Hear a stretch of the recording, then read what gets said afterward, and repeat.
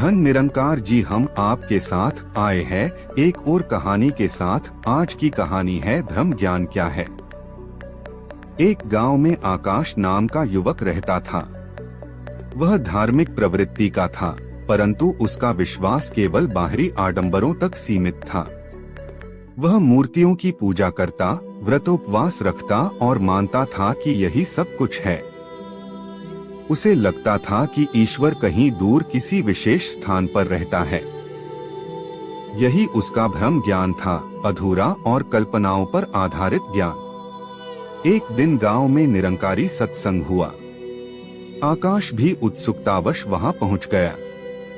सत्संग में महात्मा जी ने सरल शब्दों में समझाया, धर्म ज्ञान वह है जिसमें मनुष्य सत्य को जाने बिना मान्यताओं और धारणाओं में उलझा रहता है।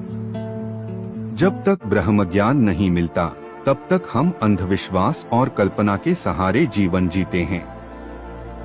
महात्मा जी ने एक उदाहरण दिया, जैसे अंधेरे में रस्सी को सांप समझ लिया जाए, वैसे ही ईश्वर के वास्तविक स्वरूप को न जानकर हम भ्रम में जीते हैं। यह बात आकाश के हृदय को छू गई। उसे एहसास हुआ कि वह भी रस्सी को सांप समझने जैसी गलती कर रहा है। सत्संग के बाद आकाश ने महात्मा जी से प्रश्न किया, तो सच्चा ज्ञान क्या है? महात्मा जी ने उत्तर दिया, निरंकारी मिशन सिखाता है कि ईश्वर निराकार है, सर्वव्यापक है और हर कण में विद्यमान है। जब सतगुरु की कृपा से ब्रह्म ज्ञान प्राप्त होता है, तब भ्रम दूर होता है और सत्य का अनुभव होता है। आकाश ने ब्रह्म ज्ञान प्राप्त किया। अब उसे अनुभव हुआ कि ईश्वर किसी मूर्ति या स्थान तक सीमित नहीं, बल्कि हर मनुष्य के भीतर और चारों ओर विद्यमान है। उसका भय, अहंकार और अंधविश्वास धीरे धीरे समाप्त होने लगा। पहले जहां वह दूसरों को अलग समझता था, अब उसे सभी में एक ही निरंकार दिखाई देने लगा। समय के साथ आकाश का जीवन बदल गया। वह सेवा, प्रेम और नम्रता के मार्ग पर चल पड़ा। उसे समझ आया कि भ्रम ज्ञान मनुष्य को बांटता है, जबकि ब्रह्म ज्ञान जोड़ता है।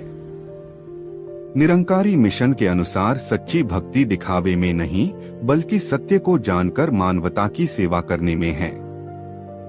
इस प्रकार आकाश की कहानी यह सिखाती है कि जब तक मनुष्य भ्रम ज्ञान में रहता है, तब तक उसका जीवन अंधकार में होता है।